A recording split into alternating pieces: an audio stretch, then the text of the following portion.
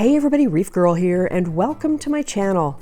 This video is about sea monkeys.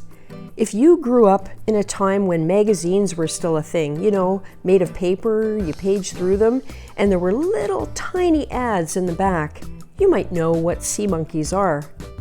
If you didn't, I'll tell you, they're baby brine shrimp.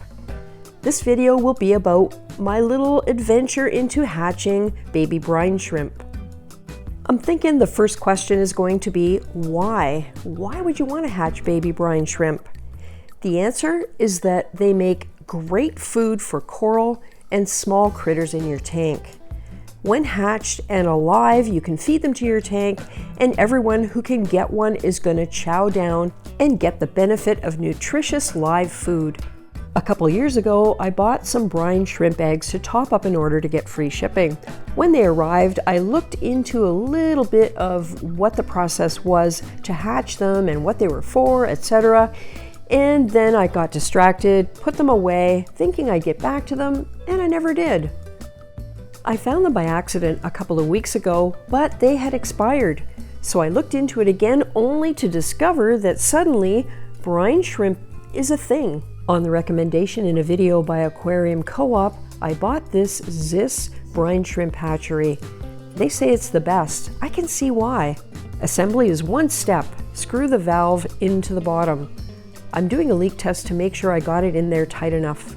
Let's get started. Step 1, tap water to roughly an inch below this ledge. No dechlorinator, because chlorine apparently helps decapsulate the eggs. If you don't have chlorine in your tap water, you need to add a couple drops of bleach. This is fresh water. We need salt water. So I've got some aquarium salt here, some for my reef tank. This is Fritz. And you're supposed to use 1 tablespoon per liter of water. So I'm going to get 1 tablespoon and just dump it in. And then a 2nd tablespoon and dump that in. Okay, so there's our salt. So here are my brine shrimp eggs, and here's my spoon. I am not going to start with a whole bunch. First I want to try a little bit just to see how it goes. Here we go. Doesn't look like a lot, but you know, we'll see. And then apparently you just dump it in. Okay, I guess I'll spray that around. Oh, now it's got more eggs on it. That's probably a bad idea. Yeah, so here's a little tip. Don't try to rinse the spoon because all this stuff just sticks to it. You can't rinse it off. Eggs are in.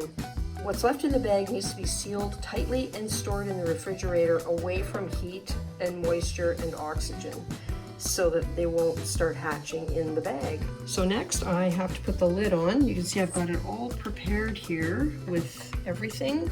There's a heater. There is the rigid tube that goes to the bottom for the air, and there's a thermometer that's supplied with it. And by the way, that's an Aqueon 10-watt heater. It's hard to fit. I should have set up the tripod. So lazy, Cindy, so lazy.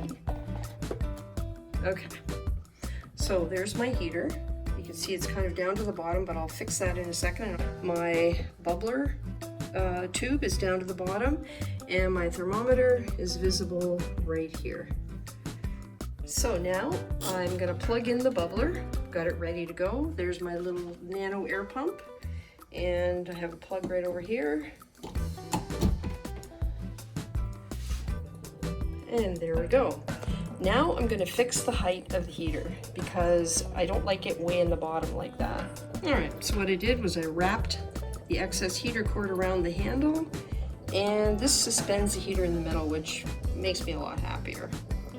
So the final thing, you see I have a light here. From the videos I watched, apparently the light does help the hatch, but it hasn't really ever been proven. But at the end, you need the light to attract the shrimp to the bottom when you go to harvest them. So I'm going to turn on my little USB light here, and you know what? She's done. Oh, wait, I guess I should plug the heater in. I used to use this exact timer on my Pico tank, which was 1.6 gallons. I have it set to turn on and off every 45 minutes. And let's see what temperature we got. Look at that. That is just about perfect. 28 degrees. That's 82.4. That on-off cycle worked so well when I had the Pico to stabilize the temperature. I guess I come back in about 24 hours and see what we got. Okay, so here we are. It's more than 24 hours later, but that's because we had 2 power outages overnight. Each one lasted around 40 minutes. So I've added about an hour and a half or so to the hatch time. So the first thing I will do is unplug the heater. I'm leaving the timer on so that it keeps time. And next I'll unplug the air bubbler. I don't want to disturb that stuff that's on top too much. Now I will give you a little tip. Make sure you rinse this entire thing off, including the lid, because oh boy does it ever stink if you just kind of leave it in your sink to sit there until the next time. Yeah, it dries and it smells like super bad. Now we wait about 5 minutes, reorient the light to attract the shrimp down to the light. So you can see here they are. And once all of the unhatched eggs and eggshells settle at the top, and that'll leave brine shrimp left in the container, live ones. Yeah, look at them all. Wow, okay, time to harvest. So what I'll do is lift this up, bring it over to the sink, empty that thing into here using the valve at the bottom. That's what makes this a good design for a shrimp hatchery. It's really easy to get them out of there. Okay, here we go. Here it is. Open this thing.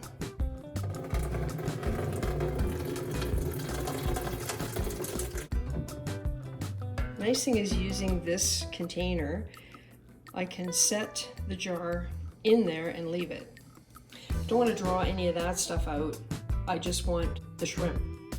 So once it gets real close to the bottom, I'll just lift it up and tighten that valve again, and then I will have a lovely big bottle of brine shrimp.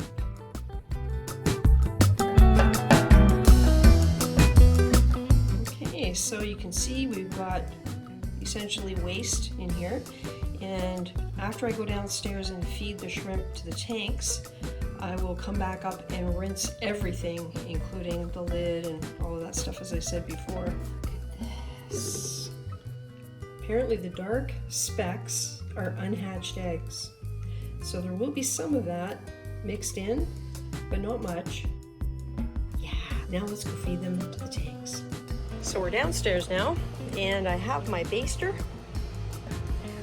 and I am going to grab a bunch,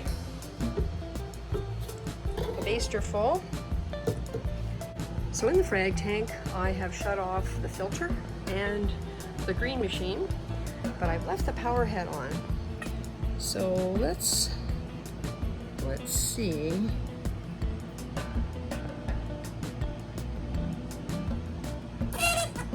It's a noisy baster. It's too noisy. My trusty little baster. Oh, it needs cleaning. Okay. Grab some brine shrimp. And I'll put them down here so you can kind of see them.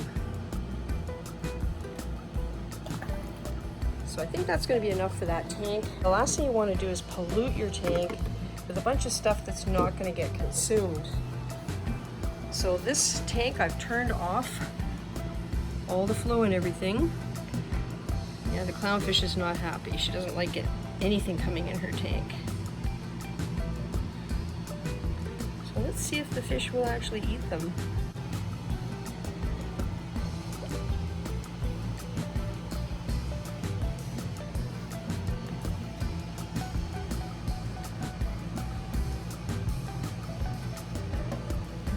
Gobble, gobble. All right. I think the clownfish has also discovered them. Nice. Okay, so I'm going to leave that tank, and then I'll come back and just turn on the power head, but not the pump and everything, and that will spread them around the tank to get into the corals, and then I can turn the main flow on once I've seen that there aren't that many left in the water column. Okay, now I have turned off the main circulation pump on the system here, the sump system. So I think what I might do is some target feeding. I shut all the power heads off and I use the baster to spread shrimp everywhere that I could reach. You can't see them because they're so tiny, but they're in there. Okay, so you can see the feeding response we're getting here. This is just from brine shrimp. It's not from anything else. That Scully's opening up. The Soonarina down here's got his little bright green feeders out. That's the lemon spice favia. That A-can is opening up pretty good. And over here we got some more A-cans.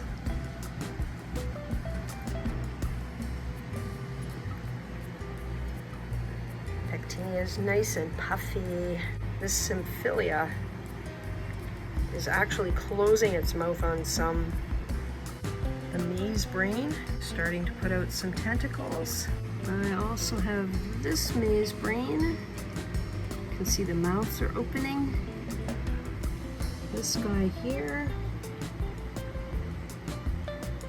You can see all of its mouths. And over into the 150. What have we got over here? We have the Duncan's Chunky. It's eating. There's the Lobophilia. It's got its little tentacles out. Got my Blastos down there, definitely eating. Here's my other Blasto. Check it out. Definitely also eating. I'm going to turn the internal power heads back on. I am going to empty the rest of the container into this tank and this tank, kind of split it between the two. You can see I still have quite a decent amount left. So cool.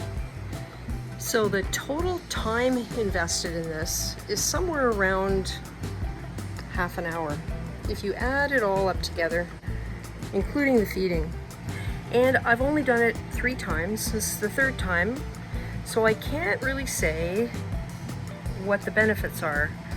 All I can say is it's live food, fresh hatched, therefore at its most nutritious without having to do gut loading, which is what happens when you go beyond, say, 30 hours from what I've read.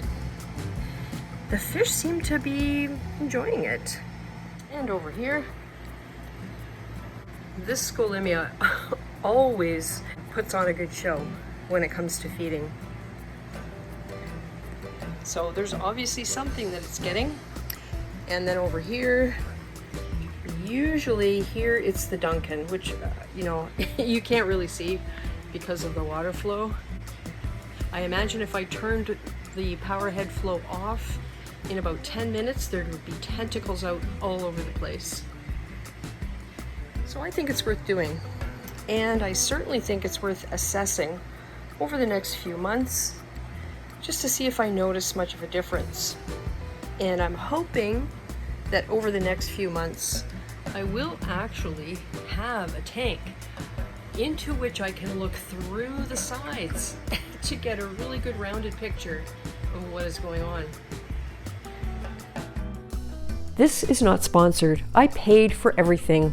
I'll put links in the description to all the stuff that I used here in case you want to try this. If you enjoyed this video, why not give it a thumbs up? And if you haven't already, consider subscribing to my channel for more videos like this and also updates on the 600-gallon reef system. Thanks so much for watching. Stay safe, everybody.